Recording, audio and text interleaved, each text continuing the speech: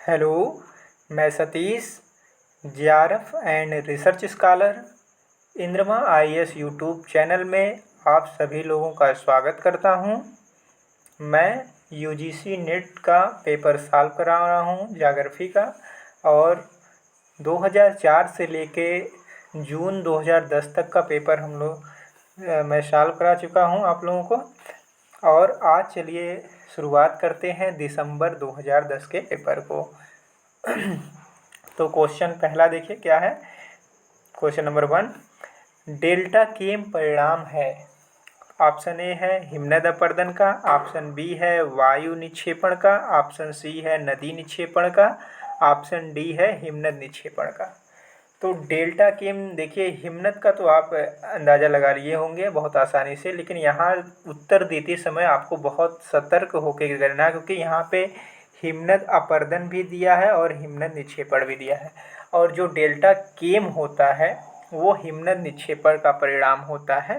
तो इसका सही आंसर डी हो जाएगा। तो इसको आपको बहुत ध्यान से करना है कि हिमनद अपर्दन है कि हिमनद निक्षेपण।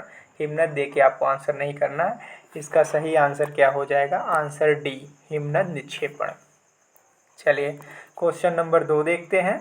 क्वेश्चन नंबर 2 देखिए, सूची फर्स्ट को सूची सेकंड से सम्मिलित करना है।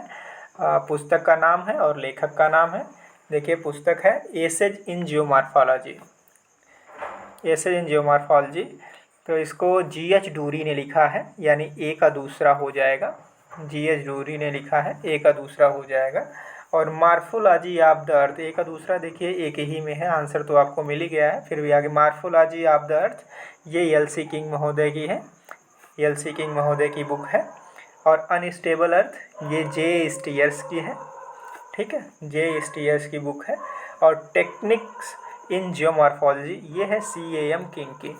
तो ए का पहला हो गया, बी का दूसरा हो गया, और सी का चौथा और डी का तीसरा। इसका अर्थ है कि सही आंसर ए हो जाएगा। दूसरा का सही आंसर ए। इसको आप लोग बार बार अगर पढ़ेंगे तो ये बुक का नाम याद हो जाता है, और कोई उसमें कोई बड़ी बात नहीं है। चलिए अगला क्वेश्चन देखते हैं। क्वेश्चन नंबर 3, शुष्क प्रदेशों में पर्वत पदीय ढलवा मार्ग पर, आपको एक शब्द याद रखना है कि यहाँ क्या पूछ रहा है। शुष्क प्रदेशों में ध्यान देना है। शुष्क प्रदेशों में पर्वत पदीय ढलवा मार्ग पर नदियों द्वारा निक्षेपित बालू कहलाती है। यहाँ क्या है कि शुष्क प्रदेशों की बात किया है कि शुष्क प्रदेशों में पर्वत पदीय ढलवा मार्ग पर नदियों द्वारा निक्षेपित बालू क्या कहलाती है? तो ये बजादा कहलाती है। इसका सही आंसर बी हो जाएगा। जैसे कि मान लीजिए, मैं यहाँ पे एकदम छोटे में समझा देता हूँ। मान लीजिए ये पर्वत वाला भाग है, ये मान लीजिए पर्वत है, ठीक है, ये पर्वत वाला भाग है, ठीक है, पर्वत है वाला भाग है। और इसके जो आगे का भाग होता है ये पर्वताग्र होता है। पर्वत के आगे वाला पर्वताग्र होता है, ये पर्वताग्र होता है। फिर उसके बाद दूसरा कलर लेते हैं, पर्वताग्र। फिर उसके बाद होता है पर्वताग्र के आगे जो भाग होता है जिसपे मलबा का निक्षेपण बहुत ही कम होता है, उसे कहा जाता है पेडिमेंट। ये इसे कहा जाता है पेडिमेंट। इसको पी में लिख देता हूँ, पेडिमेंट को। फिर उसके बाद हो जाए पेडिमेंट के बाद जो अधिक निक्षेपण वाला भाग होता है, अधिक निक्षेपण वाला भाग, यहाँ पे पेडिमेंट के आगे वाला अधिक निक्षेपित भाग जो होता है, इसे कहा जाता है बजादा। यही पूछा है आपका, इसे बजादा कहा जाता है। बी में कर देता हूँ, बजादा। फिर उसके बाद जो आगे वाला भाग होता है इस बजादा के, वो कहलाता है नमक प्रदेश होता है, उसे कहा जाता है प्लेया। मैं दूसरे तरह कलर से दिखाता हूँ। ये जो भाग होता है ये वाला, इसे कहा जाता है प्लेया। ये प्लेया होता है। अगर इसी जगह पे प्लेया, देखिए प्लेया में जो जल नहीं होता है, लेकिन और नमकनुमा क्षेत्र होता है, नमक का प्रदेश होता है, लेकिन अगर इसी में जल अगर मिल जाए, अगर यहाँ पे प्लेया के आगे वाला जो भाग, यहाँ पे जल अगर हो रहे, यहाँ पे जल रहे, तो इसे कहा जाता है प्लेया लेक। प्लेया लेक, ठीक है। तो आप लोग याद रखिएगा, पेडिमेंट पहले पर्वत होगा, पर्वताग्र हो गया, पर्वताग्र आगे पेडिमेंट होता है, पेडिमेंट के बाद बजाडा, बजाडा के बाद जो है फिर उसके बाद प्लेया, प्लेया के बाद प्लेया लेक। ठीक है, तो ये होता है। इसका सही आंसर हो जाएगा आपका बी, बजादा। शुष्क प्रदेश, ये आपको ध्यान में रखना है, शुष्क प्रदेश। ठीक है, चलिए अगला क्वेश्चन देखते हैं। थोड़ा से देख लेते हैं एरोप्लेन में। तो अगला क्वेश्चन है आपका, पर्वत निर्माण के सिद्धांतों को उनके प्रकाशित होने के क्रम में व्यवस्थित कीजिए कि कब कब सिद्धांत आए थे, उन्हीं के सिद्धांतों को ध्यान में रखना है। तो पहला देखिए दिया है इसमें महाद्वीपीय विस्थापन सिद्धांत। देखिए एफ बी टेलर इसकी परिकल्पना 1908 में की थी और 1912 में सैद्धांतिक रूप में वेगनर महोदय ने प्रतिपादित किया था। तो ये हो गया आपका। संवहन तरंग सिद्धांत होम्स का सिद्धांत था, ये 1928-29 में आया था, 28-29 में। फिर उसका समुद्री फैलाव सिद्धांत, सी फ्लोर स्प्रेडिंग जिसे कहते हैं, वो 1960 में आया था। और प्लेट विवर्तनीय सिद्धांत 1960 के बाद जो है कई से ये किसी एक का सिद्धांत नहीं है, इसमें हैरी हेस का भी, मार्गन का भी, बहुत सारे विद्वानों का जो है विचारधाराओं से बना हुआ सिद्धांत है। ये 1960 के बाद 1962-65 की बात स्पष्ट हुआ था। तो स्पष्ट रूप से आपको देखने को मिल रहा है कि महाद्वीपीय विस्थापन सिद्धांत 1908-1912 कर लीजिए, और संवहन तरंग 1928 हो गया, और समुद्री फैलाव सिद्धांत 1960 और प्लेट विवर्तन सिद्धांत 1962-65। तो 1 2 3 4 देखिए जहाँ पे होगा तो ए में ही दिख रहा है 1 2 3 4। तो इसका सही आंसर क्या हो जाएगा? ए हो जाएगा 1 2 3 4। चलिए अगला क्वेश्चन देखते हैं, क्वेश्चन नंबर 5। क्वेश्चन नंबर कथन और कारण का क्वेश्चन है। देखिए क्वेश्चन नंबर 5 देखते हैं, कथन और कारण का क्वेश्चन है। देखिए कथन दिया है कि भूधरातल पर चादर की भांति, भूधरातल पर चादर की भांति होने वाला जल तलछटों को अपने, प्रवाहित होने वाला जल तलछटों को अपने साथ ले जाता है, तलछटों को अपने साथ ले जाता है तथा एक जलमार्ग के अनुढाल में उन्हें खिसका देता है, तथा एक जलमार्ग के अनुढाल में उन्हें खिसका देता है। तो ये कथन बिल्कुल सही है कि भूधरातल पर एक चादर की भांति प्रवाहित होने वाला जल तलछटों को अपने साथ ले जाता है तथा एक जलमार्ग के अनुढाल पर में उन्हें खिसका देता है। तो कथन तो बिल्कुल सही है। आगे देखते हैं कि धारा का प्रवाह सभी तलछटों को सदैव अनुढाल में प्रवाहित करता है। जो धारा का प्रवाह होता है, नदियों के धारा का जो प्रवाह होता है, वो कह रहा है कि सभी तलछटों को सदैव अनुढाल में ही प्रवाहित करता है। सही बात है, अनुढाल में ही प्रवाहित होंगे, जो भी सेडिमेंट होंगे सभी अनुढाल में ही प्रवाहित होंगे, जिधर जलधारा की दिशा होगी उधर ही प्रवाहित होंगे। ठीक है, तो इसका सही आंसर स्पष्ट रूप से मिल रहा है कि कथन और कारण दोनों सही है। देख लेते हैं, और सही व्याख्या भी है। तो व्याख्या वाली बात नहीं किया है, तो इसमें देखिए आंसर ए सही हो जाएगा। आंसर ए सही हो जाएगा कि कथन ए और आर दोनों सही है, तो इसका ए आंसर सही हो जाएगा। चलिए क्वेश्चन नंबर 6 देखते हैं। कठोर चट्टान से निर्मित खड़े ढाल वाला उच्च सपाट भाग, कठोर चट्टान से निर्मित खड़े ढाल वाला उच्च सपाट भाग जो सामान्यतः शुष्क प्रदेशों में पाया जाता है। देखिए खड़े ढाल वाला हो और उच्च सपाट भाग हो, खड़े ढाल वाला हो और उच्च सपाट भाग हो, तो उसे क्या कहा जाता है? शुष्क प्रदेश में। और दूसरी अगली कंडीशन है कि वह शुष्क प्रदेश में हो, तो उसे कहा जाता है मेसा। इसका सही आंसर मेसा। और देखिए एक शुष्क प्रदेश में एक और स्थल रूप होता है जो मेसा से छोटा होता है, उसी तरह का भाग उसे बूटी कहा जाता है। जो मेसा से छोटा होता है उसे बूटी कहा जाता है, इसको बूटी आप कह सकते हैं। तो मेसा और बूटी ये इंपॉर्टेंट है। शुष्क प्रदेश में है, कठोर चट्टान से निर्मित खड़े ढाल वाले भाग होते हैं, तो इसका सही आंसर हो जाएगा मेसा। चलिए अगला क्वेश्चन देखते हैं, क्वेश्चन नंबर 7 कथन और कारण का क्वेश्चन है। देखिए लिखा गया है, कथन देखते हैं कि एक उष्णकटिबंधीय चक्रवात की अभिलक्षणात्मक विशिष्टता उसकी केंद्रीय अक्षी है। अक्षी का मतलब यहाँ पे नेत्र से है, आई से है, आँख से है। ठीक है, आँख से है। तो कह रहा है कि उष्णकटिबंधीय चक्रवात की अभिलक्षणात्मक विशिष्टता उसकी केंद्रीय अच्छी है। तो उष्णकटिबंधीय चक्रवात में एक बीच में आँख होती ही है, नेत्र होता है, आँख जिसे चक्षु कहते हैं, चक्षु भी कभी कभी लिखा हुआ है। केंद्रीय अच्छी है तो बिल्कुल सही है, कथन तो बिल्कुल सही है। अगला देखते हैं, कारण देखते हैं क्या दिया है कि उष्णकटिबंधीय चक्रवात झंझावात के उत्कृष्ट सर्पिल घूर्णन से उत्पन्न, उष्णकटिबंधीय चक्रवात झंझावात के उत्कृष्ट सर्पिल घूर्णन से उत्पन्न मेघ शून्य चक्रवात से संबद्ध नहीं है। मेघ शून्य चक्रवात से संबद्ध नहीं है। देखिए, जो उष्णकटिबंधीय चक्रवात के जो आई होता है, जो उष्णकटिबंधीय चक्रवात का जो आई होता है, बीच का केंद्रीय भाग होता है, वो मेघ शून्य चक्रवात से संबद्ध होता है। अर्थात जो बीच का भाग है, उष्णकटिबंधीय चक्रवात के बीच का जो भाग है वो यहाँ पे क्या होता है, मेघ शून्य होता है। यहाँ पे मौसम साफ होता है, केंद्रीय अक्षीय चक्रवात है, साइक्लोन है, तो इसके बीच का जो भाग है वो मेघ शून्य होता है। ये कह रहा है मेघ शून्य चक्रवात से संबद्ध नहीं है, संबद्ध नहीं है कह रहा है, तो ये गलत हो जाएगा, क्योंकि उष्णकटिबंधीय चक्रवात जो है मेघ शून्य से संबंधित होता है, क्योंकि उसके बीच में केंद्रीय भाग में, उसके अक्ष में, ठीक है, वहाँ पे क्या होता है, वहाँ पे मेघ होता नहीं है, मेघ नहीं होता है, जबकि ये कहा है मेघ शून्य नहीं है। ठीक है, मेघ शून्य से संबद्ध नहीं है, लेकिन वहाँ पे मेघ शून्य होता है, यहाँ पे मेघ शून्य होता है, यानी वहाँ पे रहता ही मेघ की स्थिति नहीं रहती, सीधी सीधी बात। तो इसमें क्या हो जाएगा, कथन सही है लेकिन कारण गलत है। तो कथन सही, ये सही है परंतु वार गलत है। इसका सही आंसर डी हो जाएगा। क्वेश्चन नंबर 7 का डी हो जाएगा। ठीक है, चलिए अगला क्वेश्चन देखते हैं। क्वेश्चन नंबर 8 देखते हैं। क्वेश्चन नंबर 8 है, देखिए, निम्नलिखित में से किसके आकलन के लिए रेटिंग वक्र उपयोगी है।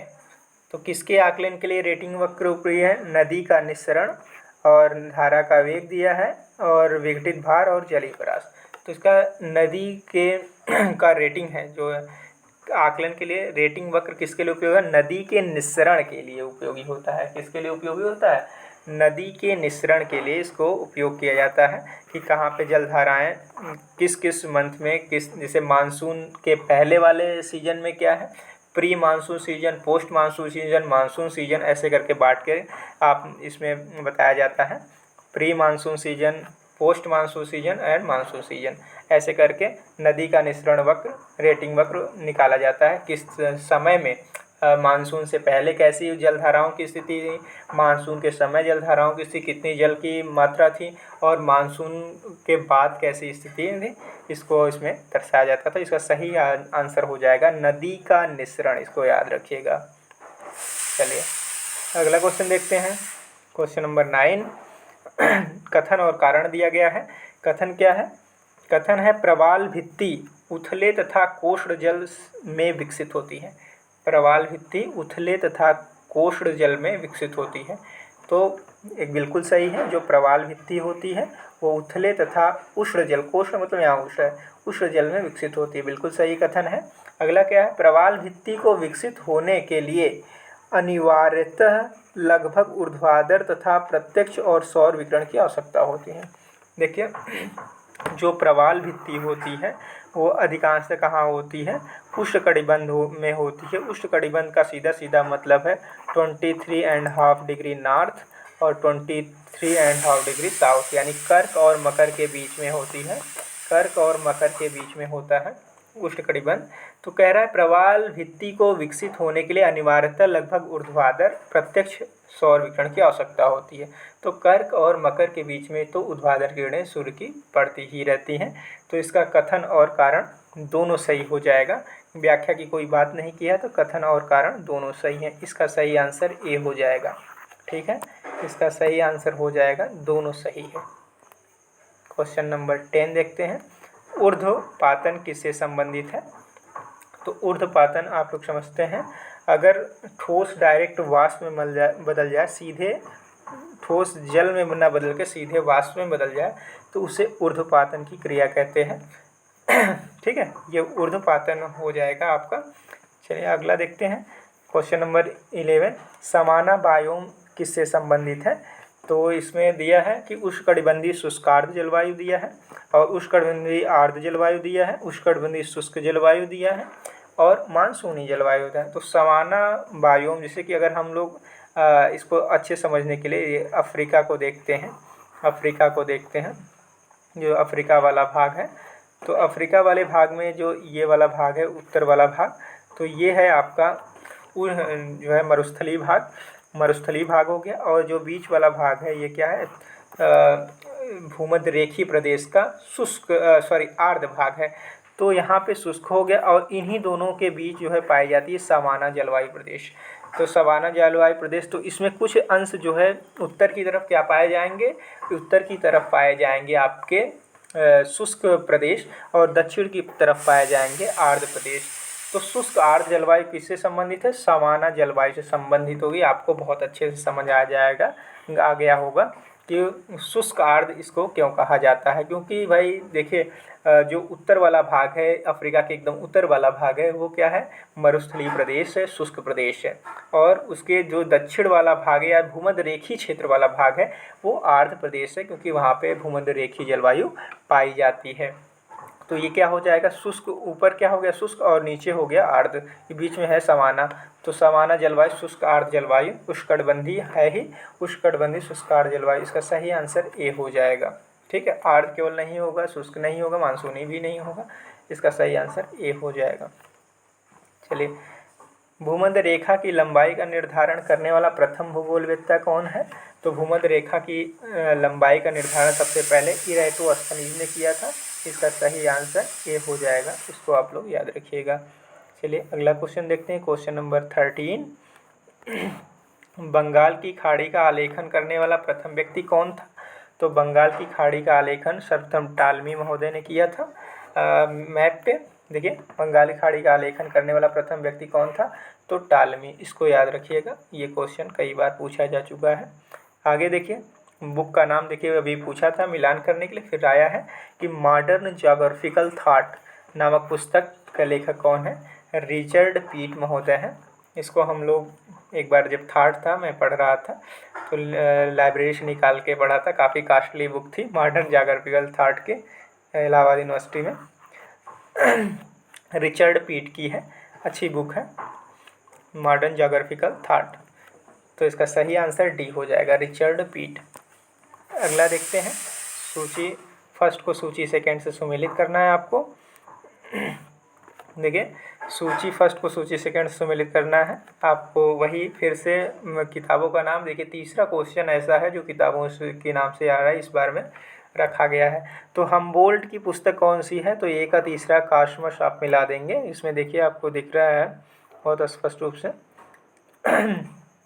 तो हमबोल्ट किससे मिल जाएंगे, कास्मस, ए का तीसरा हो जाएगा। ए का तीसरा देखिए सी और डी दोनों में हमें। अभी आगे चलते हैं, आस्कर पेस्टल का क्या हो जाएगा, दास आइलैंड हो जाएगा। तो बी का चौथा हो जाएगा। आगे देखते हैं, बी का चौथा यानी डी आपका आंसर तो मिल गया है। आगे देखते हैं, रिस्थाफेन का देखिए इराटेल है, और रेडजेल का एंथ्रोपोजियोग्राफी है। रेडजेल का एंथ्रोपोजियोग्राफी भी कई अलग से पूछा गया है कई बार, तो इसका सही आंसर डी हो जाएगा, 15 का डी आंसर। ठीक है, चलिए अगला क्वेश्चन 16, क्वेश्चन नंबर 16 भी है, और इसको भी क्या करना है आपको, मिलान करना है, सूची फर्स्ट को सूची सेकंड से सुमेलित करना है। देखिए, आइसोक्रोन मानचित्र, आइसोनेफ मानचित्र, आइसोटिम मानचित्र और आइसोफिन मानचित्र। तो आइसोक्रोन क्रोनोलॉजी से है संबंधित, ये है आपका समान समय, तो ए का दूसरा हो जाएगा, ए का दूसरा 2 में है। और आगे देखते हैं, आइसोनेफ मानचित्र, ये क्लाउड से संबंधित होता है, समान मेघमयता हो जाएगा, इसका बी का तीसरा हो जाएगा, ए का दूसरा बी का तीसरा, यानी ए की तरफ आंसर जा रहा है। अब आइसोटिम मानचित्र क्या हो जाएगा, आइसोटिम हो जाएगा समान परिवहन लागत वाला लागत, तो बी का सी का चौथा हो जाएगा। और डी आइसोफीम है, ये समान जैविक घटना हो जाएगा, तो इसका पहला हो जाएगा। तो इसका सही आंसर जो निकल के आया है वो ए है, तो 16 का ए सही हो जाएगा, इसको आप लोग याद रखिएगा। चलिए, ये है अगला इंग्लिश का पेपर, इंग्लिश का क्वेश्चन। इसको इंग्लिश मीडियम वाले अगर देखना चाहें क्वेश्चन को तो देख सकते हैं आसानी से। चलिए, क्वेश्चन नंबर 17 देखते हैं। क्वेश्चन नंबर 17 है मानव प्रवास से संबंधित प्रिंसिपल लीस्ट एफर्ट का प्रतिपादन कौन किया था।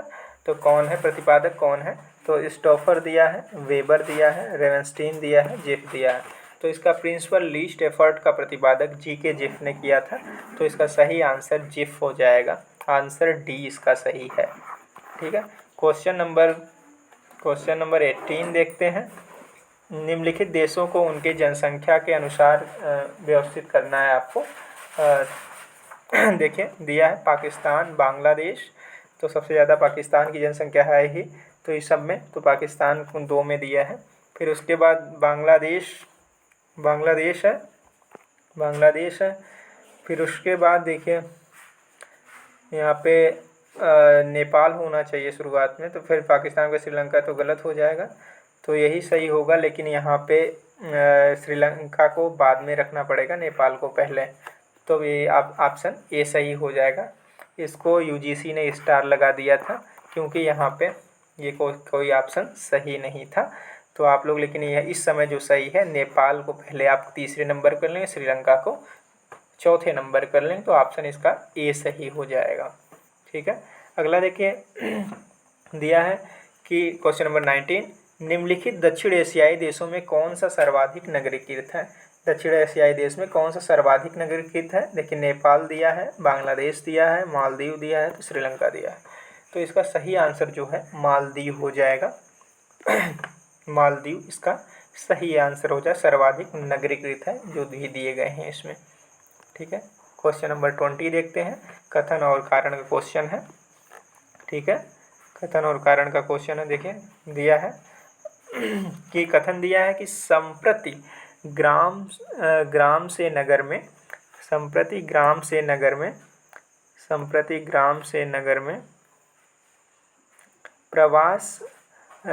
प्रवास के रूप में नगरीय विकास की उच्च दर में नगरीय जनसंख्या में प्राकृतिक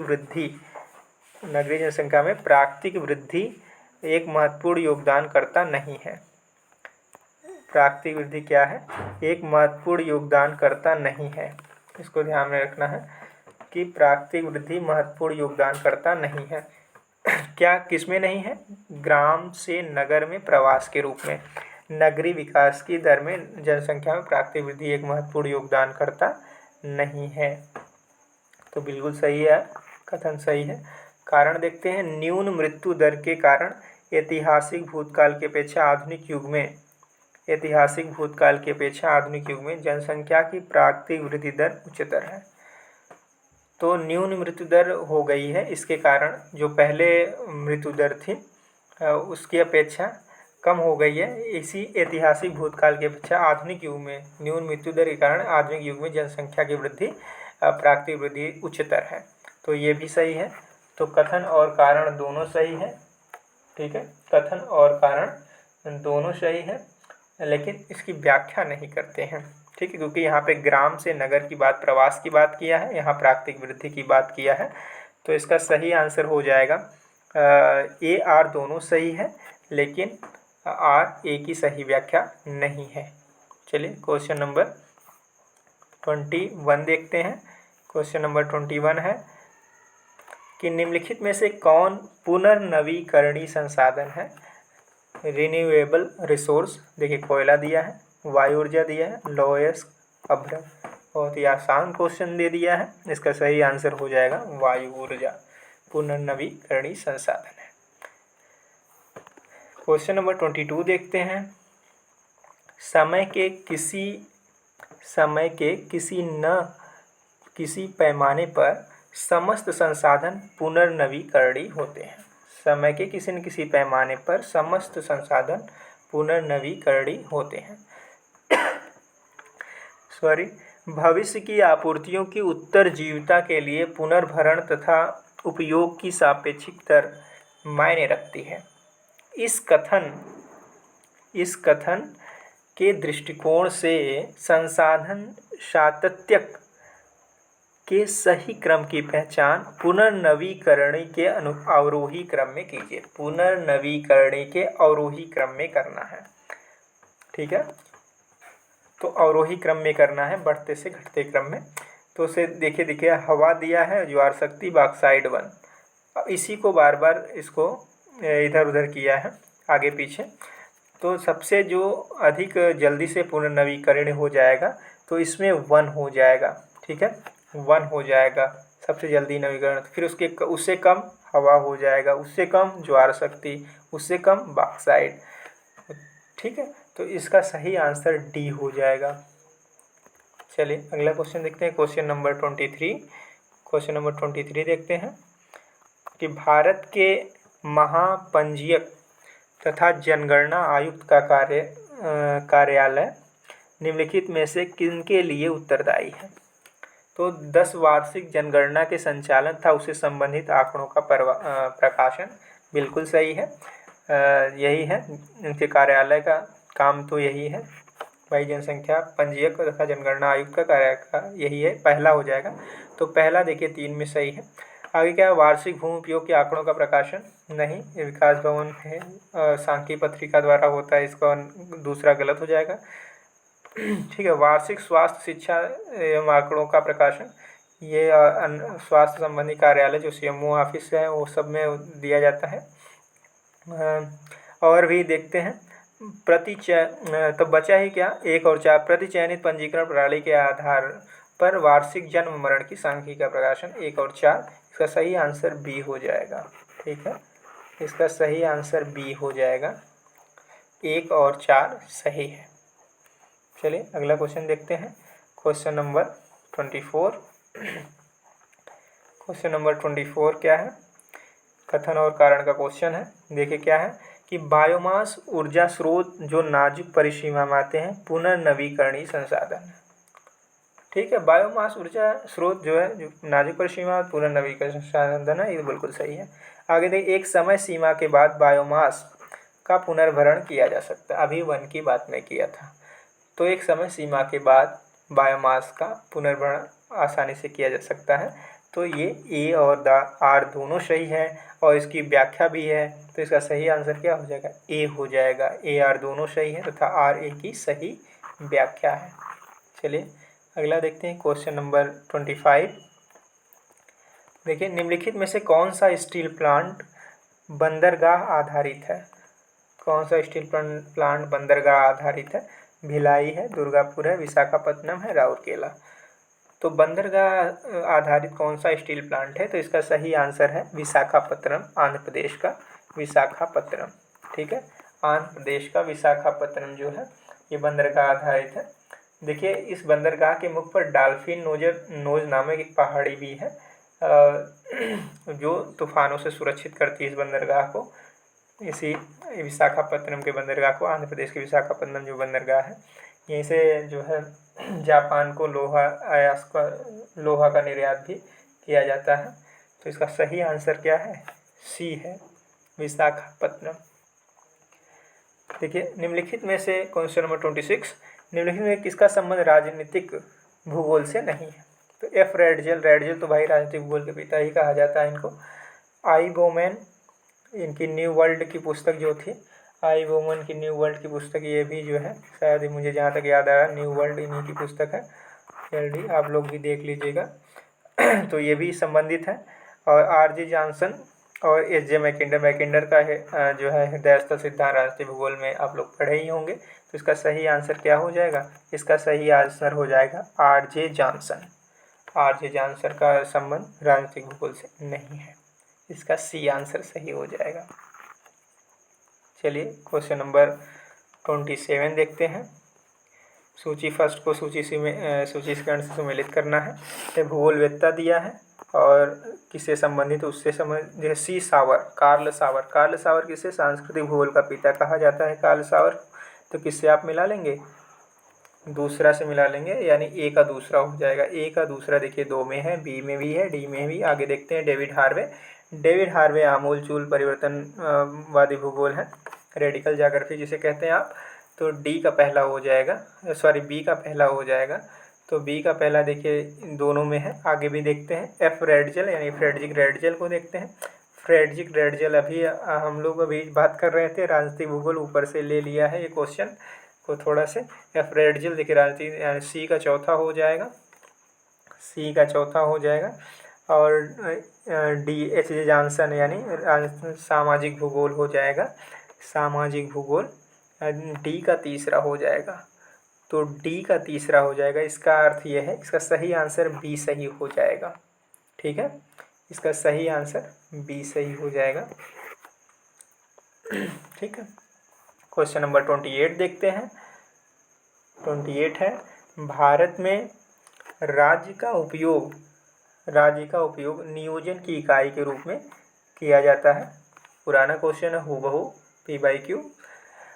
ठीक है, आया है। तो ये किस लिए भारत में राज्य का उपयोग राष्ट्रीय नियोजन की इकाई के रूप में किया जाता है? क्योंकि यह एक प्रशासनिक इकाई है, यह एक प्रशासनिक इकाई है। पुराने में क्वेश्चन में सॉल्व करा दिया है, अगर आप लोग वो वीडियो नहीं देखे हैं तो जाके देख सकते हैं। अगला क्वेश्चन है क्वेश्चन नंबर 29, नगरीय भूमि के मूल्य निर्धारण के लिए एक महत्वपूर्ण तत्व क्या है? तो नगरीय भूमि के मूल्य निर्धारण कहाँ का करना है? नगरीय भूमि का मूल्य निर्धारण करने की बात हो रही है। ये महत्वपूर्ण तत्व क्या है? जलवायु है, ऐतिहासिक कारण है, स्थलाकृति है, सुगम्यता है। तो इसका सही आंसर है नगरीय भूमि का मूल्य निर्धारण करना है तो उसकी सुगम्यता से संबंधित है। सबसे कनेक्टिविटी, रोड कनेक्टिविटी। ठीक है, तो इसका सही आंसर हो जाएगा सुगम्यता, कनेक्टिविटी। डी आंसर सही हो जाएगा इसका। चलिए क्वेश्चन नंबर 30 देखते हैं। संसाधन विकास के नियंत्रण अथवा निदेशन को क्या कहा जाता है? तो क्या क्या ऑप्शन दिया है? संसाधन प्रयोज्यता, संसाधन आवंटन, संसाधन प्रबंधन और संसाधन उपलब्धता। संसाधन विकास के नियंत्रण अथवा निदेशन को, तो इसे संसाधन प्रबंधन कहा जाएगा। इसका सही आंसर हो जाएगा सी, यानी रिसोर्स मैनेजमेंट। अगला देखते हैं क्वेश्चन नंबर 31 देखते हैं। समरूपता तथा अंतर संबद्धता के सिद्धांत का उपयोग के लिए, इसमें भरना है आपको, के लिए इकाइयों का चित्रण किया जाता है। तो ऑप्शन क्या क्या दिया है? विकास नियोजन, संसाधन विश्लेषण और संसाधनों के आवंटन और स्थान विशिष्ट सुविधाएं। ठीक है, तो समरूपता तथा अंतर संबद्धता के सिद्धांत का उपयोग ये संसाधन विश्लेषण के इकाइयों चित्रण के लिए किया जाता है। संसाधन विश्लेषण की इकाइयों के लिए चित्रण के लिए किया जाता है। सॉरी, संसाधन विश्लेषण यानी बी वाला आंसर सही हो जाएगा, संसाधन विश्लेषण। तो 31 का बी आंसर सही हो जाएगा कि समरूपता तथा अंतर संबद्धता का सिद्धांत का उपयोग संसाधन विश्लेषण के इकाइयों के चित्रण के लिए किया जाता है। इसका सही आंसर बी हो जाएगा। चलिए क्वेश्चन नंबर 32 देखते हैं। क्वेश्चन नंबर 32 क्या है? निम्नलिखित में से किस वर्ष में भारत में राष्ट्रीय जल नीति को सूत्रबद्ध किया था? देखिए, किस वर्ष भारत में राष्ट्रीय जल नीति को सूत्रबद्ध किया गया था? 2002, 1987, 2007, 1985। तो इसकी कहानी ये है कि जो भारतीय राष्ट्रीय जल नीति को सूत्रबद्ध किया गया था वह 1987 में किया गया था। फिर उसके बाद इसको संशोधित करके 2002 में भी संशोधन हुआ था। 2002 के बाद संशोधन 2012 में हुआ था। तो इसमें देखिए 2002 भी ऑप्शन दिया है, तो इसको आप लोग कंफ्यूज न करिएगा। इसका सही आंसर क्या हो जाएगा? 1987। सर्वप्रथम सूत्रबद्ध जब किया गया था वो 1987 था। जब संशोधन की बात आएगी, संशोधन अगर पूछता तो इसमें हो जाएगा 2007। संशोधन पूछा नहीं है, पूछा है कि निम्नलिखित में से किस वर्ष में भारत में राष्ट्रीय जल नीति को सूत्रबद्ध किया गया था। तो सूत्रबद्ध सर्वप्रथम किया गया था 1987 में और संशोधन हुआ था 2002 और 2012 में। इसका सही आंसर बी हो जाएगा। क्वेश्चन नंबर 33 देखते हैं। निम्नलिखित में से कौन सा, क्वेश्चन नंबर 33, निम्नलिखित में से कौन भारत का कृषीय जलवायु प्रदेश नहीं है? एग्रो क्लाइमेटिक रीजन की बात कर रहा है। तो पूर्वी समुद्र तटीय मैदान तथा पहाड़ी भाग ये है, और पूर्वी पठार तथा पहाड़ी क्षेत्र ये भी है। पश्चिमी घाट और गंगा पार के मैदान, गंगा पार के मैदान या पंजाब का मैदान जो है आसपास का क्षेत्र, तो ये भी है। तो इसका सही आंसर हो जाएगा पश्चिमी घाट। ठीक है, पश्चिमी घाट इसका सही आंसर। कृषि जलवायु प्रदेश नहीं है, तो नहीं, पश्चिमी घाट एक बहुत बड़ा क्षेत्र है, ये इसको उसमें नहीं लिया जाएगा। ये पश्चिमी तट करके है आपका उसमें, तो इसको आप उससे कन्फ्यूजन न करिएगा। पश्चिमी घाट की बात किया है यहाँ पे, तो इसका सही आंसर सी हो जाएगा, 33 का सी, पश्चिमी घाट। देखिए सूची फर्स्ट को सूची सेकेंड से सुमेलित करना है। अनाईमुडी देखिए दिया है, अनाईमुडी का होता है 2695, ठीक है 2695। यहाँ 2965 लिख दिया है, लेकिन यहाँ पे सही है 2695 इसकी मीटर होगी हाइट, तो ये तो सुमेलित नहीं है। नंगा पर्वत है, नंगा पर्वत की 8126 है उसकी ऊंचाई, 8126 नंगा पर्वत की ऊंचाई क्या है, 8126 है। और 8126 हो गया, यानी ये भी सुमेलित नहीं है, 8126। और माउंट एवरेस्ट 8848 सही है, K2 8611 सही है। इसमें देखिए दो सुमेलित नहीं है।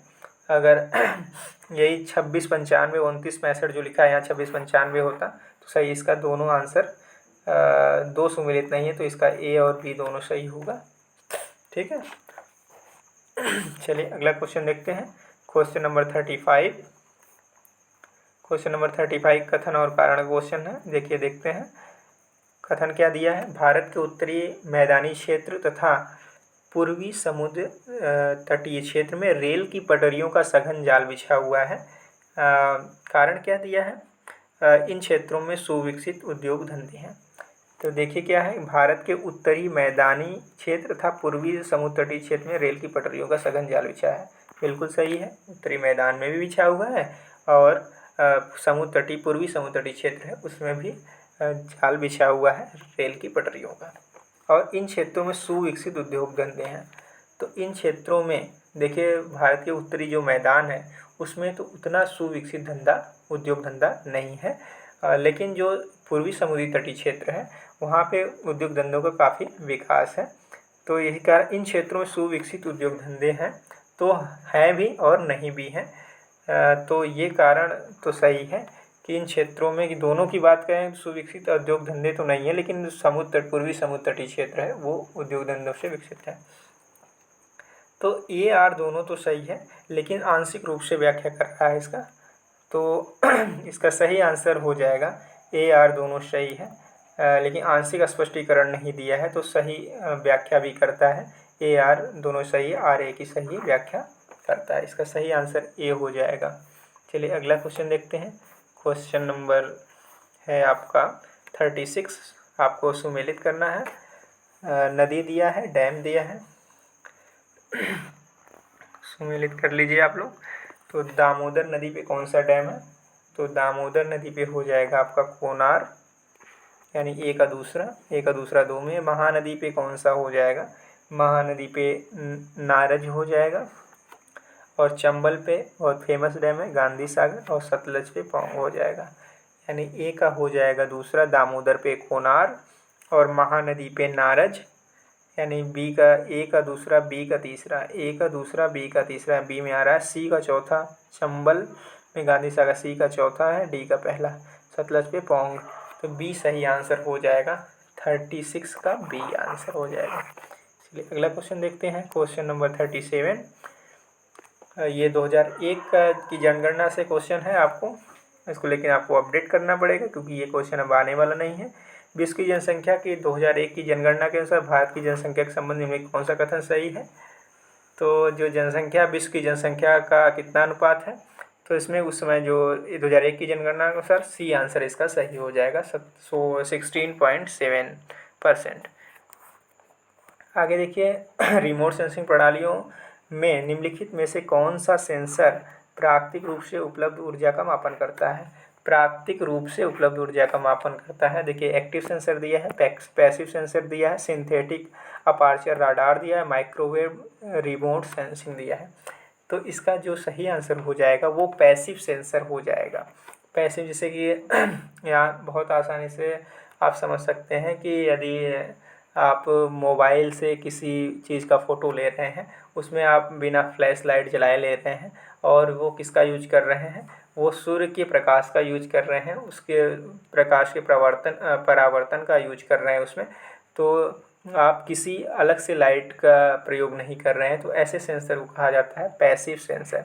तो वही कहा, रिमोट सेंसिंग प्रणालियों में निम्नलिखित में कौन सा सेंसर प्राकृतिक रूप में उपलब्ध ऊर्जा का मापन करता है? तो पैसिव सेंसर। इसका सही आंसर हो जाएगा बी। क्वेश्चन नंबर 39 देखते हैं।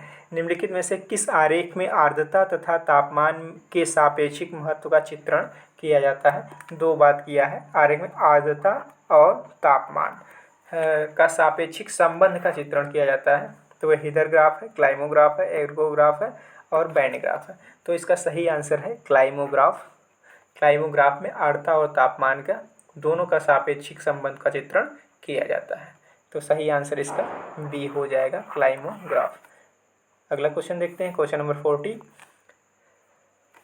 मानचित्रण के लिए परिवर्ती वर्ग अंतराल अधिक सार्थक तब सिद्ध होगा जब चर होगा समांतर वितरित, अत्यधिक विषम, अत्यधिक संगत और क्रम सूचक पैमाने पर मापित। तो मानचित्रण के लिए जब परिवर्ती वर्ग अंतराल है वो अधिक सार्थक तब सिद्ध होगा जब अत्यधिक विषम होगा। जब चर क्या होगा? अत्यधिक विषम होगा। जब चर अत्यधिक विषम होगा तभी जो है वर्ग अंतराल अधिक सार्थक होगा। मानचित्रण के लिए वर्ग अंतराल अधिक सार्थक तभी सिद्ध होगा। तो इसका सही आंसर बी हो जाएगा, अत्यधिक विषम। चलिए अगला क्वेश्चन देखते हैं, क्वेश्चन नंबर 41। देखिए क्वेश्चन नंबर 41 है, केंद्रीय प्रवृत्ति की एक विधि के रूप में हरात्मक माध्य किस प्रकार के आंकड़ों के लिए उपयुक्त है? तो जो हरात्मक माध्य है वो किसके लिए उपयुक्त है? किस प्रकार का आंकड़ा? सूचकांक है, वृद्धि दर है, वायुगति है, जैसा क्या कहना। तो हरात्मक माध्य वृद्धि दर के लिए उपयुक्त होता है। किस प्रकार के आंकड़ों के लिए उपयुक्त है? तो वृद्धि दर, ग्रोथ रेट के लिए सबसे उपयुक्त होता है। इसका सही आंसर बी हो जाएगा। अगला क्वेश्चन देखते हैं, क्वेश्चन नंबर 42। सूची फर्स्ट को सूची सेकंड से सुमेलित करना है, ठीक है। तो देखिए कोरोक्रोमैटिक हो जाएगा, कोरोक्रोमैटिक ये घनत्व है, चिन्ह तथा प्रतीक रंजित स्तरीकरण, यहाँ पे रंग से मतलब है रंजित स्तरीकरण। तो कोरोक्रोमैटिक हो जाएगा रंजित स्तरीकरण, यानी ए का तीसरा देखिए एक ही में है। अभी आपको आंसर तो मिल गया है, लेकिन अब आगे अभी देखते हैं कोरो स्कीमेटिक। तो बी का जो हो जाएगा कोरो स्कीमेटिक हो जाएगा चिन्ह, बी का दूसरा हो जाएगा चिन्ह तथा प्रतीक। और आइसोप्लेथिंग, ये कई बार क्वेश्चन आ गया। फिर देखिए यहाँ पे आया अंतर्वेशन के लिए, इंटरपोलेशन जिसे इंग्लिश में कहते हैं। तो इसके लिए सी का चौथा आइसोप्लेथ से संबंधित अंतर्वेशन के लिए हो जाएगा इंटरपोलेशन। और कोरोप्लेथिंग डेंसिटी यानी घनत्व के लिए हो जाएगा, डी का पहला हो जाएगा। तो इसका सही आंसर सी हो जाएगा, सुमेलित करना था। अगला क्वेश्चन देखते हैं, क्वेश्चन नंबर 43 कथन और कारण का क्वेश्चन है। देखिए कथन दिया है कि यूएसए का ग्रेट लेक्स क्षेत्र उद्योग धंधों से भली भांति विकसित है। यूएसए का जो ग्रेट लेक्स का क्षेत्र है उद्योग धंधों से भली भांति विकसित है, बिल्कुल सही है। उद्योग धंधे वहाँ पे काफ़ी विकसित हैं। आगे क्या है, कारण दिया, यह क्षेत्र ब्रिटेन से यूएसए में आए प्रवासियों का आरंभिक पुनर्वास था। तो ये जो क्षेत्र था, न्यू इंग्लैंड जो क्षेत्र था वो ब्रिटेन से यूएसए आए प्रवासियों का आरंभिक पुनर्वास था। तो शुरुआत में जो ब्रिटेन से लोग आए थे वो कहाँ में न्यू इंग्लैंड क्षेत्र में बसे थे। तो ये भी बिल्कुल सही है। और देखिए अब कारण क्या है, यूएसए का ग्रेट लेक्स क्षेत्र उद्योग धंधों में भली भांति विकसित है क्योंकि यह क्षेत्र यूएसए में आए अप्रवासियों का आरंभिक पुनर्वास था। तो व्याख्या तो कर ही रहा है कि वहाँ पे शुरुआत में वो लोग यूरोप से लोग आए या ब्रिटेन से लोग आए और वहाँ के संसाधन को देखते हुए उन्होंने संसाधन को विकसित किया और एक सही क्षेत्र की तरफ ले गए। तो इसका सही आंसर हो जाएगा, कथन और कारण दोनों सही है और उसकी व्याख्या भी करता है, ठीक है। इसका सही आंसर ए हो जाएगा। 43 के बाद देखते हैं क्वेश्चन नंबर 44। देखिए क्वेश्चन है, ए हैंडबुक ऑफ कॉमर्शियल जाग्राफी 1889 में प्रकाशित एक अनुवादित कार्य है। निम्नलिखित में से कौन अनुवादक है? ए हैंडबुक ऑफ कॉमर्शियल जाग्राफी जो 1889 में प्रकाशित हुई थी वो अनुवादित कार्य है। वो अनुवाद किसने किया था?